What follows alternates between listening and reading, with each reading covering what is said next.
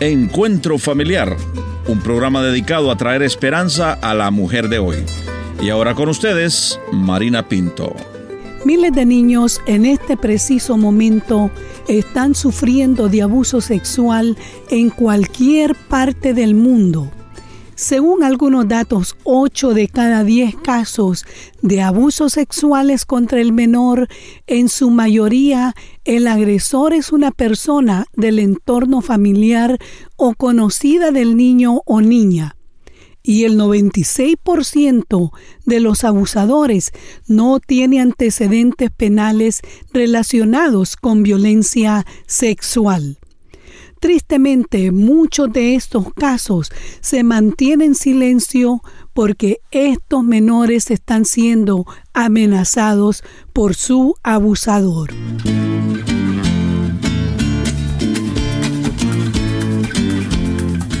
Doy la bienvenida a nuestra invitada y voy a pedirle que se presente a nuestra audiencia. Adelante. Mi nombre es Brígida Amanda Martínez, soy originaria de Honduras, pero actualmente vivo en El Salvador. Cuéntenos un poco acerca de su niñez. ¿Cómo crece Brígida?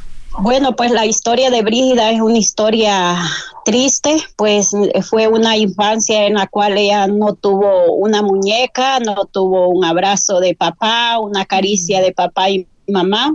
Sí, fue una niña a principio pues privilegiada porque era la primera niña y aparte de ella pues había un varón. Para mí la vida pues en lo poquito que recuerdo al principio fue muy bonita, pero cuando ya se presentó uno de los partos, una de las niñas que fue la primera hija de la pareja que mi madre tenía ya con 2 varones adelante, pues todo cambió, ¿verdad?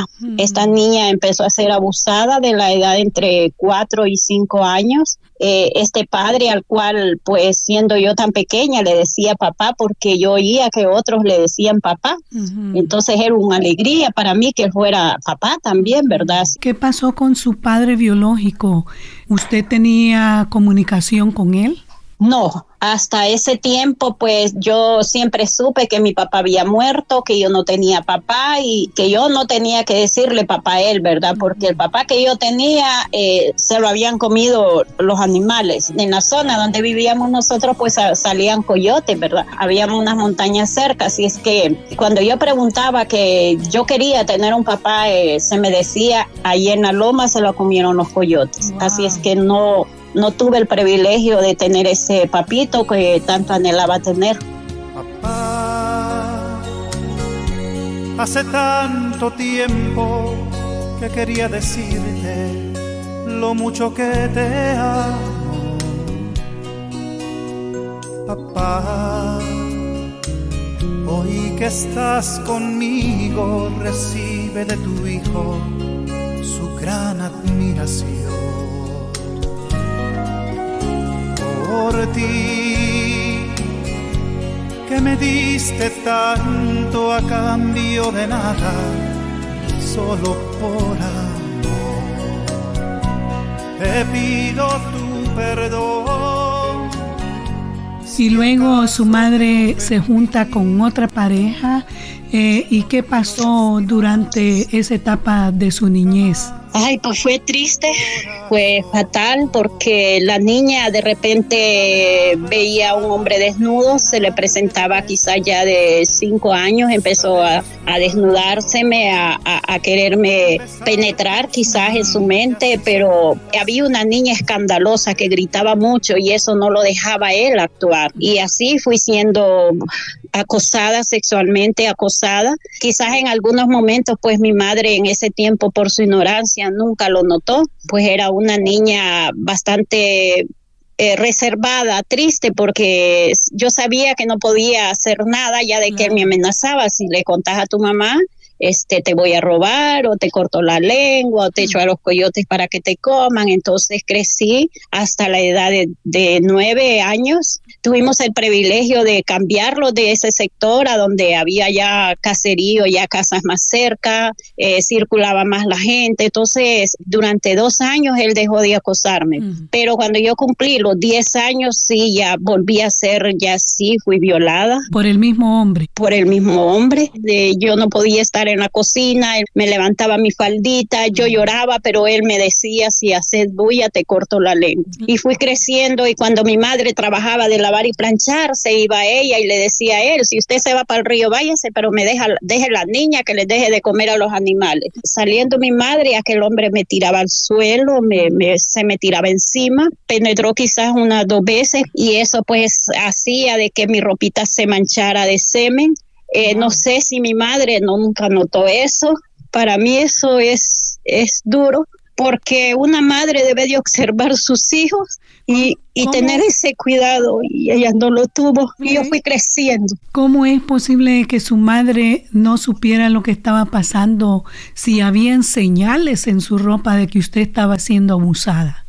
Creo que era el amor que ella le tenía a él, era más fuerte que el amor que me tenía a mí como hija, puesto que ella tenía otras niñas, habían preferencias, ya la atención para la niña que era acercada, arrimada, pues ya no había atención. Ya llegué a una edad donde yo ya le empecé a estorbar, porque si yo no me dejaba manosear en las noches, él me decía, le voy a decir a tu nana que te lleve para otra casa.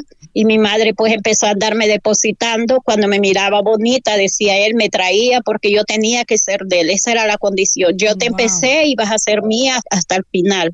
Así es que seguí caminando con esos acosos. Mi madre me depositaba en casa, luego me decía él, estás bonita, ya te lo voy a ir a tu nana que te traiga. Me volvía a traer 3 días.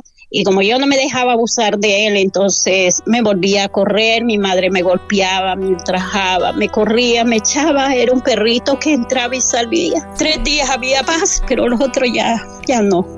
Quiero ser como una palma,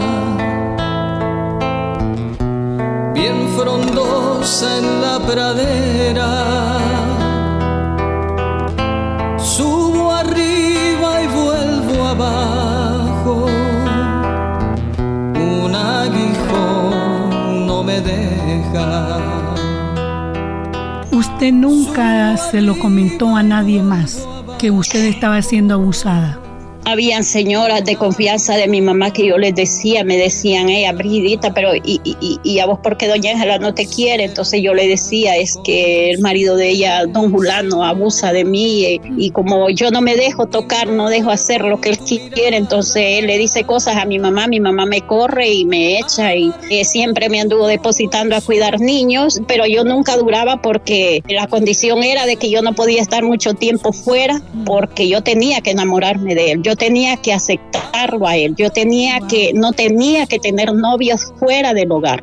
Y usted nos decía, Brígida, que usted siempre fue una niña que se defendió, ¿verdad? Una niña, pero aún siendo niña, este hombre tenía mucho más fuerzas que usted y la controlaba, ¿no es cierto? Claro que sí, era un hombre delgado que siempre pues él se echaba sus tragos, como decía él, así es que me decía, hoy en la noche me voy a echar 2 tragos, me decía, voy a venir y te voy a pasar tocando. Y quizás eso ayudaba a que yo lo venciera, porque quizás esos 2 tragos pues luego lo mareaban. Y yo pues tenía mi dentadura que por él mismo se me arruinó. Cuando yo empecé a mudarme los dientes, me decía que me los chupara para que me salieran bonitos, así que me salieron feos. Y esos dientes, a pesar de ser feos, tenían un filo que cuando yo mordía era pedazo que arrancaba. Entonces él tenía muchas cicatrices de mordidas, de aruñadas, y eso era lo que él odiaba, porque yo le dejaba señas. Entonces me decía, no te dejaste, mañana te consigo. Mi madre nunca vio pues qué era lo que pasaba, nunca me confrontó y me preguntó qué te pasa, sino que ella hablaba con él y ella se valía de lo que él decía. Y era duro, porque a pesar de ser una niña y que siempre me depositaba, pero yo siempre quería estar con mi mamá, con mis hermanos, pero nunca pude. Usted, Brígida, no tenía conocimiento de Dios, o sea, conocía, pero no le conocía en una forma personal. ¿En quién usted se refugiaba en todos estos momentos de dolor que usted pasaba? Bueno, pues De muy pequeña yo oía que los pentecostales cantaban y me gustaba, ¿verdad? Y siempre buscaba cuando era pequeñita, así es que, y oía decir que Dios existía, así es que para mí ver la luna, ver el sol, yo decía, ahí está el Señor, ahí está Dios, ahí. Yo lo que le pedía a Dios todos los días era crecer, medirme todos los días cuánto crecía para el día que yo creciera y ser una niña grande, poderme ir lejos, era mi sueño. Cuando yo cumplí quizás 14 años, mi madre me prestó a una persona. Este varón necesitaba una empleada para Tegucigalpa, así es que le dijo, présteme a la niña. Mi mamá ni pensarlo 2 veces, pues ella siempre quiso deshacerse de mí porque yo le estorbaba, claro, yo le estorbaba porque este hombre nunca supe qué era lo que le decía.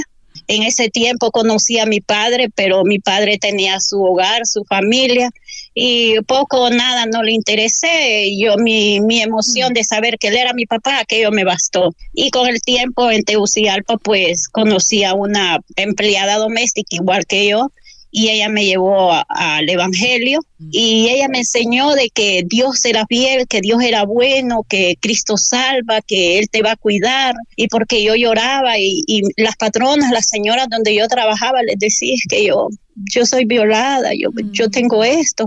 Y me decían ellas, pero Dios te ama, me decían, Dios va a hacer algo en tu vida, que tu mamá aquí, porque yo siempre me quejé, siempre busqué en quién refugiarme, siempre busqué las personas adultas que me apoyaran, que me aconsejaran, y tuve muchas ancianitas que me abrieron las puertas de sus casas, que se convirtieron en madre, y ahí fue donde yo conocí del Evangelio.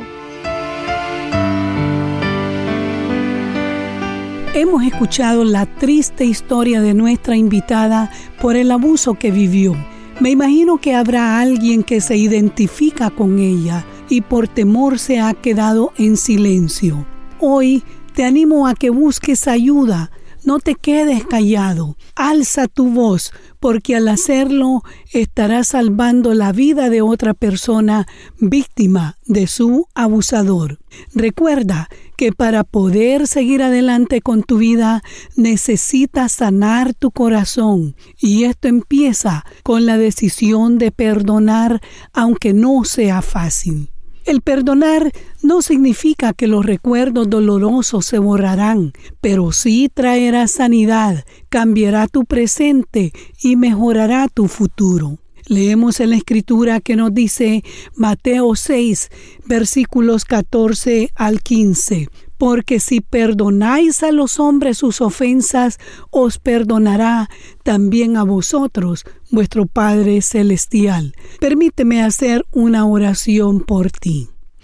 Buen Dios y Padre Celestial, tú conoces a aquella persona quien está viviendo momentos de terror por el abuso sexual sufrido y que le cuesta perdonar para librarse de la esclavitud, del dolor, del trauma, ansiedades, rechazo, sentimiento de poco valor.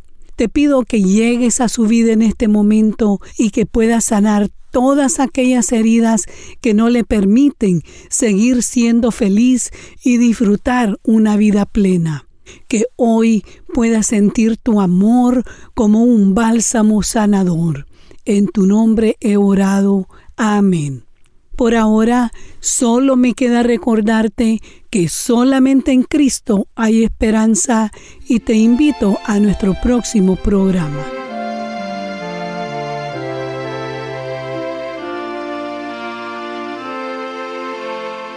Esta fue una producción de Encuentro. Agradecemos que visite nuestro portal en el internet www.encuentro.ca.